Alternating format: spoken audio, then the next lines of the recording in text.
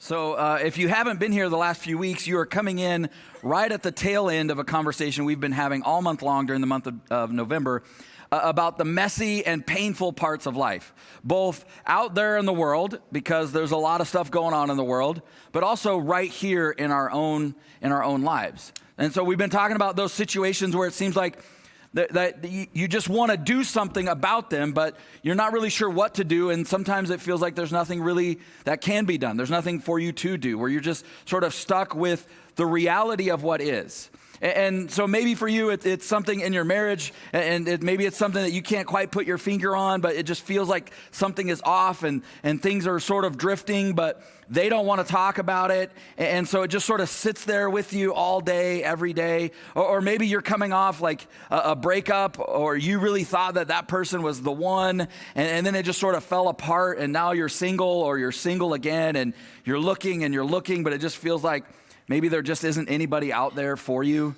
Or maybe it's a job or a business thing for you, that things were good and then they weren't, and the economy shifted, or this downsized that, or the housing market this, or AI that, and now it's just a completely different landscape for you.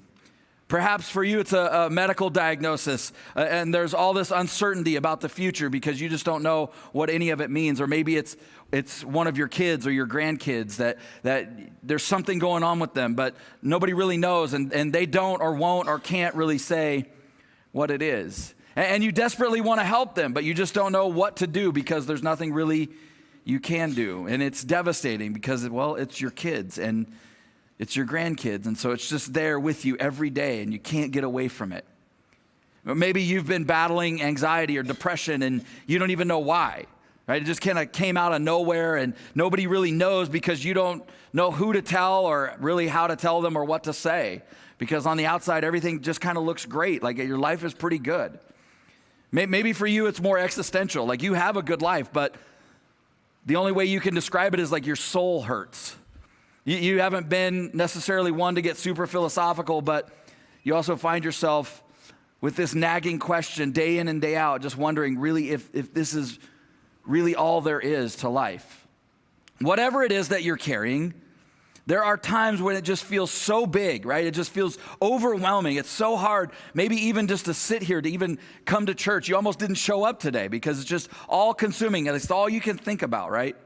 And if that's you, you're one of the ones that this series is for.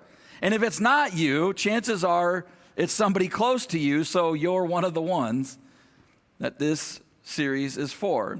And so the question we've been wrestling with all month long is, what do you do when there's nothing to do? How do you keep it together when the world is falling apart? And if we're honest, one of the things that makes it all like so much worse is that you look around and everybody else seems to be just doing fine, right? It looks like God is, to use like the churchy language, it looks like God is blessing them, right? And you wouldn't say this, but, well, I would. And you think, like, I'm a better person than them, God. Like, why is God blessing them and not me?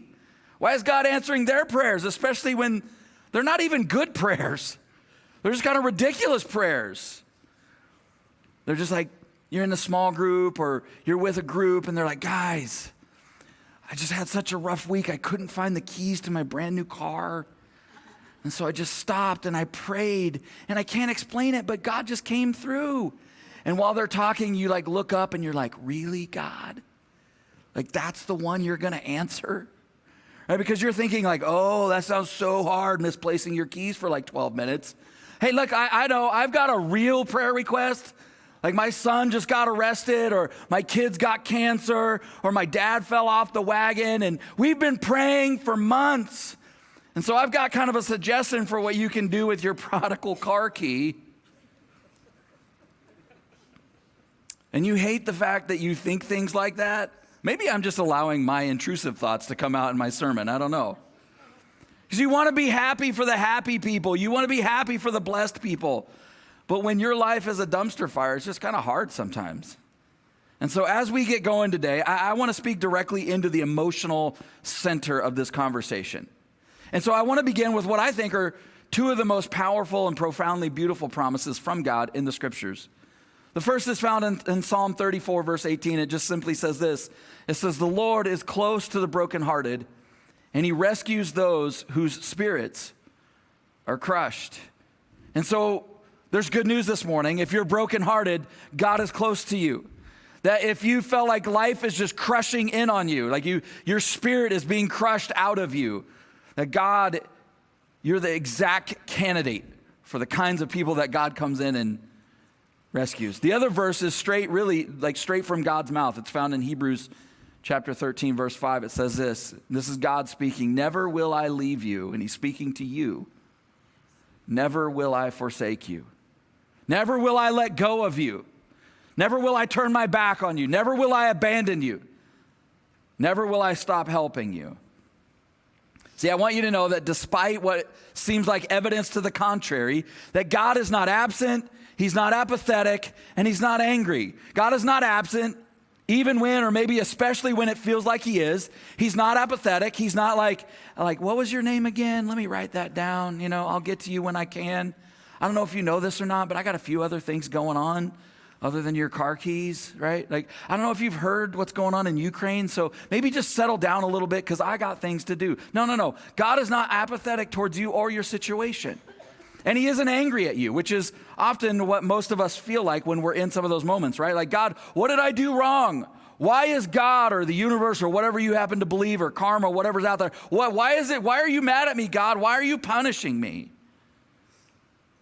Now, on the other end of the spectrum, the other thing for us to recognize is this, is that when we're in difficult moments, when we're in those moments where we're looking for answers, when we're in that time where we're begging God to do something, hoping for just a little bit of proof, hoping for just a little bit of sense or feeling that he's there with us, in those moments, there's often a little bit of hypocrisy in that for us. I mean, think about this. I may not know you that well, but I've been doing this a long time, and could we just all admit this? At some point in our lives, there was a day or a night or a weekend or a spring break or a date or a business trip or whatever. There have been times in your life when the presence of God was the farthest thing from your mind. Right? That night or weekend or whatever it was, you deliberately drove yourself to get into trouble, to get into sin on purpose. Right? I mean, there are times, right, where when you sin or you mess up, you're like, oh man, God, I messed up, but my heart, I didn't mean for any of that to happen. But then there are also times where you're like, yep, that is exactly what I wanted to happen. That's what I was planning to do, right? You had to travel to get there. And on your way there, you weren't thinking, God, I just want to know that you're with me in this moment. No, you were like, we're going to get lit or turned or whatever the words are that cool young people say, right? You were planning to sin. You did research. You made a reservation. You mapped it out. You got sin packed in the back seat. You got it on ice, right? You got it stuffed up under the seat, hoping you don't get pulled over. It was one of those you can't remember her name. You don't know where he's from. What happens there stays there kind of thing. And be honest, when you were on your way, you weren't like, okay, I'm going to just crank on a little worship music here. And okay, God, I just want to feel like you're with me all through this whole experience. No, of course not. What did you do? You intentionally shut God out. You're like, hey, God, I need you to just stay home because I'm going out this weekend and I'll meet you when I get back, right? I know you've done that because I've done that. And if you grew up in church like me, when your conscience started creeping in, you had a way of just sort of shutting it out, shutting it up. That my point is, when we don't want to sense the presence of God, we know how to shut him out. And all of us have done that. But here's what's amazing. In spite of all of that, your heavenly Father loves you and he's never abandoned you. And the reason I can say that with confidence is because one of the most famous statements in all of history, much less just the Bible, when a guy named John wrote these words, "For God so loved the best of us." For God so loved the Christians. For God so loved the good people. No, John, one of the people who knew Jesus best, looking back at his life, looking back at Jesus' life, looking back at his time with him, he wrote these words, and you probably know them. For God so loved the world that he gave his son. See, the reason I know that God's not absent or apathetic or angry at you or with you is because it's already been settled. Jesus took on all of God's anger and judgment for you and for me. And so when God sent his son to die on the cross, he settled once and for all whether or not he knows your name. He settled once and for all whether or not he cares about you. He settled once and for all whether or not he's concerned about your life. And even in those moments when you and I purposely tuned out his presence and were like, God, I don't want to hear from you right now, God was still present with you. And so certainly you can know that the times where you desperately want to feel him, the times where you desperately want to experience him, the times where you're hoping for a sign that he is there, that God is present, that he's with you. So for me in my life, one of the things that I find comforting, one of the things that I find encouraging and helpful in those hard times, in those dumpster fire kind of moments, is seeing people's, opening the scriptures and seeing people in the scriptures who had like bigger faith than I have, who knew God better than me, people that I know that God loved them. And it's encouraging to me when I see those people go through and experience the same kinds of fears, the same kinds of questions, the same kinds of doubts that you and I have. So in Matthew chapter 11 is one of those stories, and it involves a guy named John. He had a nickname. He was called the Baptist. And it wasn't because he was a Baptist, but because he baptized people as part of his ministry. And one day, Jesus is teaching, and a group of guys, this is all in Matthew 11, you can go and read it. A group of guys roll up and they're like, hey, we're John's disciples, and he sent us to ask you a question. And the question they asked is kind of funny. They're like, are you really Jesus? I mean, we know you're Jesus, but are you the Jesus? Are you the Messiah? Are you really the one that's been sent from God? Are you really the one we've been waiting on? Because John wants to know. Now, if you know the story, there's a reason why John's not asking the question himself. It's because John was in prison. And he's in prison because he dared to call out somebody powerful. So here's a little backstory about how John ended up in prison. So Herod the Great was the king that's in the Christmas story. Like when you read, Matthew chapter 1 and 2 and Luke chapter 2, Herod the Great was the king of Judea in that area. He was actually a vassal of the Roman Empire. They let him have all the power and rule that area, right? He's the one that in Matthew 2 who tried to kill Jesus when he was a baby by having all the other baby boys in and around Bethlehem murdered. Well, Herod the Great ended up dying when Jesus was still a baby. And back before all that, he had a whole bunch of wives, and he ranked them like there were primary wives and secondary wives. And he had a whole bunch of kids by all of those wives. And after he died, the Romans took the area based on what he wanted. They took the area where he had ruled, and they split it up between several of his sons. Now, the other thing you need to know about Herod is that he really liked his name. And so he named a bunch of his kids and even his grandkids after himself. And so his son, Herod Antipas, was king in the region where John the Baptist did all of his ministry. And Herod had a brother named, anyone? Yep, you guessed it, Herod. He had a brother named Herod Philip. Anybody remember the show, this is my brother Daryl, this is my other brother Daryl, this is my brother Herod, and this is my other brother Herod? I had to throw that southern little Herod in there and make it sound like Daryl. Well, this is where the story gets kind of spicy because Herod Philip decided to marry his niece. We've all been there, right, guys? And his niece was named Herodias. Naturally. Now, after they'd been married for quite a while, Herod Philip took a trip to Rome. And while he's gone, Herodias takes her daughter, and she decides to go visit her other dear uncle, Uncle Herod Antipas. And when she's there, she has an affair with him. Now, just in case you're like, I can't keep all this straight, she cheats on her uncle husband with her uncle brother-in-law. Okay, that's what's happening here. Y'all didn't know there were Jewish rednecks in the Bible, did you? These are those Alabaman Jew, those northern Idaho. Anybody from northern Idaho? I don't want to offend you. Okay.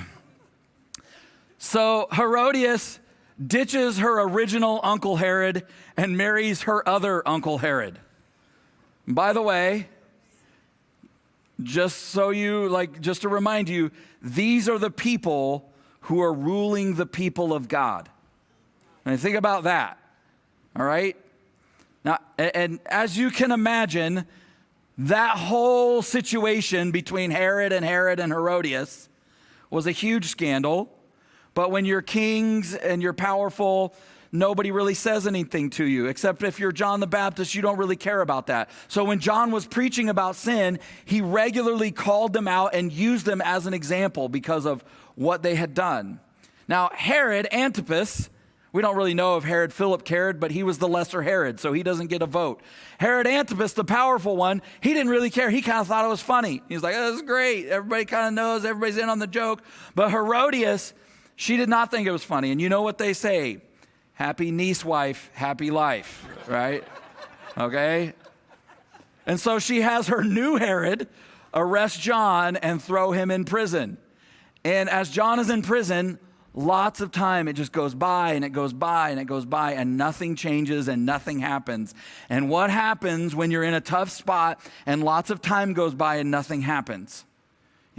We all know the doubts and the questions, they grow in both size and number. It happens to you, it happens to me, but I think what's interesting is that it happened to John the Baptist. Because John didn't just know Jesus, he knew Jesus. John was the one who announced Jesus to the world when nobody knew who Jesus was. So one day John was baptizing people because that was kind of his gig. It's right there in the name. And Jesus walked by, and when he walked by, John stops and he points at Jesus and he's like, that is the guy this is all about. He's the one we've all been waiting for. He's the one. I'm not even worthy to tie his shoes. Behold, the Lamb of God who takes away the sin of the world. There was a ton of history and connection and relationship between John and Jesus, even between their families, because there were like distant sort of relations that happened between Jesus' mother Mary and John's mother Elizabeth.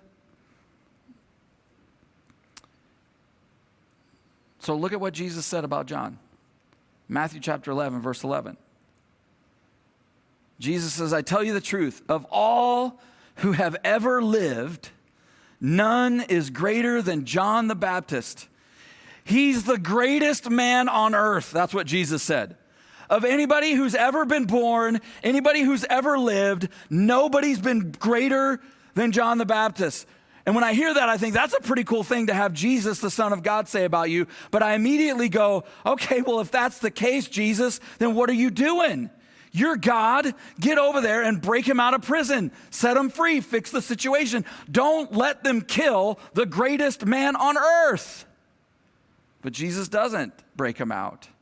And so there John sat for over a year and a half, just rotting away in a dungeon.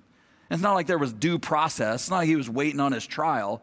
No, the king threw you in the prison, and you just live there till you die or until they need the room. And as he's in the dungeon, just days ticking by, he's hearing all these stories and all these reports about Jesus and what he's doing. Even worse, he's thinking about all the things that Jesus is not doing, particularly for him. And so finally he's had enough, and that's when he sends those guys, his disciples, to talk to Jesus. And so they're like, hey, John's got questions. Are you really the one? Should we be looking for somebody else? Should he start to figure out if there's somebody else that's coming? He's really starting to doubt. And Jesus is like, hey, here's what I want you to tell John. I want you to go back and tell him that I am the one. And I want you to tell him all the things that I'm doing for everybody else. I want you to tell him that the lame walk and the blind see and the dead are raised and the prisoners are set. Don't tell him that. Maybe figuratively the prisoners are set free. And tell him that he should keep believing in me because of all the things that I'm doing for everybody else. And doesn't that just describe how you felt at times? Like, God, I'm supposed to just continue to trust you while you don't do anything for me and you just do everything for everybody else? You helped that guy find his car keys. I felt like that. But here's the truth. When your life is on fire, when things are melting down, when you're wondering where Jesus is, Here's the thing about this story with John and Jesus. I can tell you that God knows exactly where you are. He hasn't lost track of you. He sees you. He loves you. He knows you. He's actually active in your life even when you can't see it, just like he was with John. And also like John, he may choose not to swoop in and fix it, to change it, to heal whatever it is that you're begging him to fix or change or heal. After all, he didn't do that for John, the greatest man on the planet. Certainly, it's possible that he won't do it for you or for me. Now, if I'm you right about now, I'm thinking, I don't know why I came to church today. It's kind of depressing, right? But here's the thing that I want you to get from all this. Here's what I don't want you to miss. That unanswered prayer doesn't mean that God is uninterested. His silence does not equal his absence. In those moments, you and John the Baptist have something in common. In those moments, you and the very people who were closest to Jesus have something in common. You have something in common with some of the best people who have ever lived, some of the people who God worked through and loved in the most incredible ways ever recorded in the scriptures. And so as John's disciples are walking back, they're walking away to head back to go tell John what Jesus said. Jesus says something really challenging and really profound in Matthew 11, verse 6. Jesus says this. He says, "Blessed is the one who does not stumble on account of me." I think this is one of the most brutally beautiful things that is ever recorded Jesus saying in the scriptures. It's brutal because he's admitting there's going to be times in your life, maybe even in your most desperate and painful times, where I do not come through for you the way that you want me to come through for you. Trust me anyway. Follow me anyway. Blessed is the one who believes in me and follows me even when I seem silent, even when I seem absent, even when I don't seem to be acting on your behalf, just like John the Baptist. It's brutal. I mean, you cannot miss that part of what he's saying. He's going, I'm going to do what I'm going to do. Trust me anyway. But it's also beautiful because he's also saying, even when it seems like that, even when you feel like that, even when I don't do the thing that you want me to do, you can still trust me because I'm still trustworthy. You're not alone.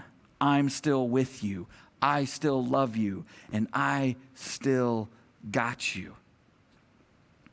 Here's what I've discovered in my life and in my faith, and I say this not as a pastor, but just as a guy who's been trying to follow Jesus and kind of live this stuff out for almost 40 years.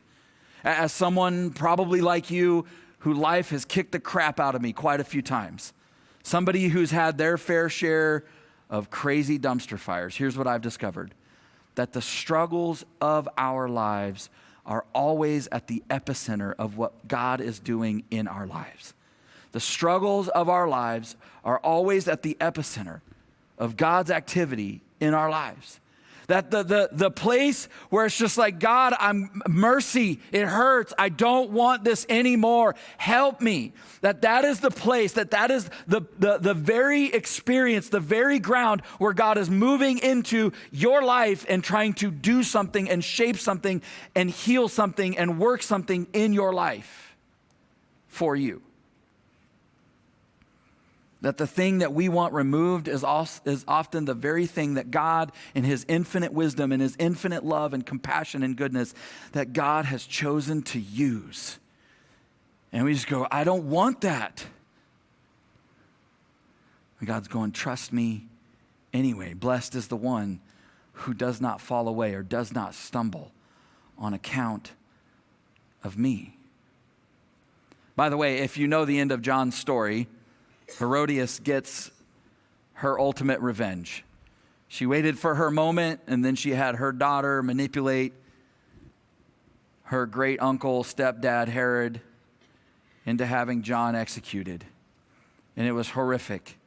And it was devastating for everybody who loved him, including Jesus.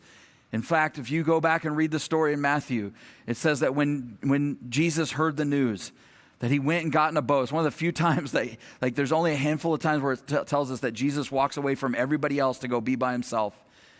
That he goes and takes a boat and he goes off by himself to be alone and just to grieve.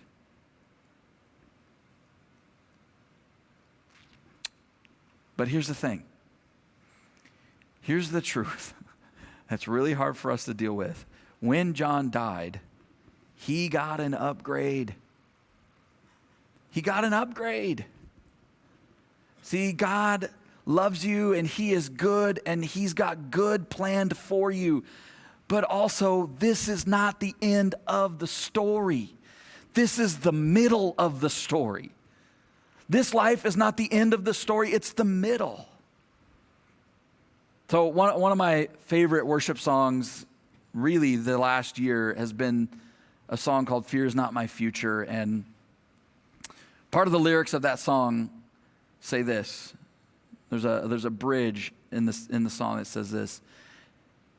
Singing to God, fear is not my future, you are. Sickness is not my story, you are. Heartbreak's not my home, you are. Death is not the end, you are. And every single word of that is true. So there are some really famous verses in Romans chapter 8 that are about God's love. And you may have heard them, but I want you to listen to them. I want you to read them and experience them in light of this conversation.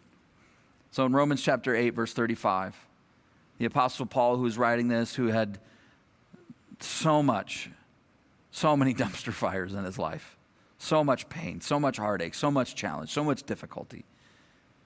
He writes this, he says, who? And I would say, or what? Because maybe your situation is a who, or maybe it's a what. Who shall separate us from the love of Christ? Shall trouble or hardship or persecution or famine or nakedness or danger or sword? In other words, it's almost like these things are just a part of life. They're a given. You may not experience them all, but we're all going to experience some of them. They're just a reality of life. And as hard things go, Paul's list is pretty good, right? I mean, hunger and famine and persecution and nakedness and like war and trouble and hardship. That's a pretty good list. But I think it's also sort of a rhetorical fill in the blank. Because he's going, look, you can insert whatever horrible thing you can think of in this list. You can insert whatever horrible thing you've experienced or you're going through right now. Shall addiction or cancer or divorce or mental illness or bankruptcy or loss or prison or disability or rejection or abandonment, can any of those things separate you from God's love? Is what he would write. And then to illustrate how much these things are just a part of life, he actually quotes a verse from Psalm 44, which is a really dark psalm. You can go read it. It was written in a really dark and painful time in the nation of Israel, a time when God wasn't coming through for his people in the way that they hoped he would. And so in Romans chapter 8, verse 36, Paul says, as it is written, and he quotes that psalm, he says, for your sake, we face death all day long. We are considered as sheep to be slaughtered. In other words, the original, you go back and read Psalm 44, the original, the people who wrote it, they're going, God, this is your fault. This isn't even our fault. It's your fault. We didn't choose this. We did what we were supposed to do. You chose this for us. And we're out here just getting steamrolled by life. And we're defenseless and we're powerless to do anything about it, like dumb, helpless sheep that are being slaughtered. Whew, man. Tell me that the Bible is irrelevant. I mean, come on. You're not reading the same book I am. Because have you ever felt that? John the Baptist sure felt that. Where are you? This is your fault. I stood up for you. I prepared the way for you. Are you sure you're the one? But then Paul does something that's crazy. It feels like one of the biggest emotional and theological whiplashes in all of Scripture. Because right after Paul writes that incredible, brutal feeling and experience we've all had, Paul says this in verse 37. He says, no, in all these things. All what things? All the things that he listed in verse 35. All the things that you've put into that. All the things you're going through. In all these things, we are more than conquerors through him who loved us. I've grown up in church. I've heard this verse a lot. It's almost always a hype verse. It's almost always like, woo, get your leg. You're more than a conqueror. Like, let's go out and play the football game. But that's not the context. No, he's like, this is the context. He's like, look, I know you're just out there getting slaughtered. But this is not the end of the story. God gets the final word. There's a life that's taking root in your life that overcomes every death. See, I think it's our default to treat the seen world as if it's the real world and the unseen world as the unreal world. But when you read the scriptures, God tells us it's almost exactly the opposite. And it's not that this life and what we experience and all the pain and heartache and all the ups and downs, it's not that that's not real. It's that there's something that's realer. There's something that's more profound, something that's more tangible, more powerful, more transformative. And maybe you can't see it, and maybe it doesn't make sense to you, and maybe you don't even always feel it, but it's true. See, the reality is that no matter what life throws at you, God wins. And because God wins, you win, or you can win. It means that you are more than a conqueror. How? Through him, through the one who loves you. And it doesn't mean being a conqueror doesn't mean that it all works out. Part of the thing that I've tried to drive home every single week in this series is that there's no way to read the scriptures and take the promises of God and to walk out the door and go, it means that it'll always, always, always work out. It most of the time doesn't. It didn't for John the Baptist. But that doesn't mean that you're not still more than a conqueror. It means that the chaos of your life is no match for God's conquering love. And when that begins to take hold in your life, this is not the end. Whatever's going on, you can still trust him because he's still trustworthy. So my question for you this morning is very simple. In week 1, we talked about don't be afraid. In week 2, we talked about just continue to show up and be faithful. And last week, we talked about loving and serving people, even in the midst of our own wounded and brokenness and pain. And today, it's far simpler. It's far more basic. It's an invitation for you to trust God with the thing that you don't want to trust him with the pain that you're just like, if I trust you, you're just going to not do it. A few minutes ago, I mentioned the song, Fear Is Not My Future. And I actually asked Charlie and Lisette to come and play that for us this morning. And so I'm going to ask you to close your eyes in just a moment. But before we do that, I want to give you the prayer that we're going to pray every day this week together. Because every single week in this series, we've ended with a prayer that we're going to take away in our life. Here it is. Jesus, help me to see as you see. Use this until you choose to remove this. Remind me that this is the middle and not the end. I choose to trust you today, no matter what comes. South Hills Church, I just want to take a moment and say thank you for watching our service online. Whether you're watching it for the first time or you're watching it again because you enjoyed the service so much from the weekend, I'd like to take a moment and dive into our giving.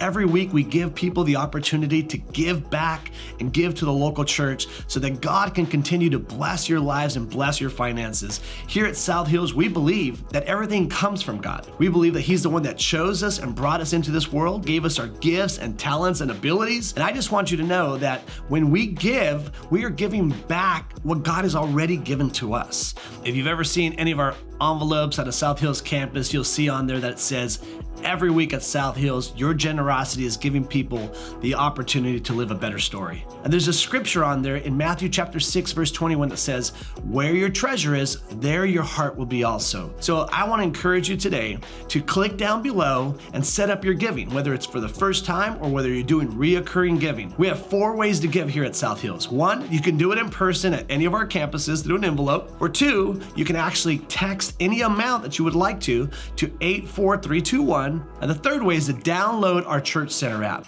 I encourage you to do this one because the Church Center app gives you opportunity to stay connected with our church and your campuses. It's a great tool and resource for you to know what's going on. And the 4th way to give is to give online. You can go to southhills.org/give and you can set up your giving there. Whether you're a guest of our church or whether you are a member of our church, or whether you simply just like to watch our services, I encourage you to trust God with your finances so that He can bless and anoint your finances, and you can be trusting God in this journey of living life to the fullest. I love you, and thank you for watching our online service today.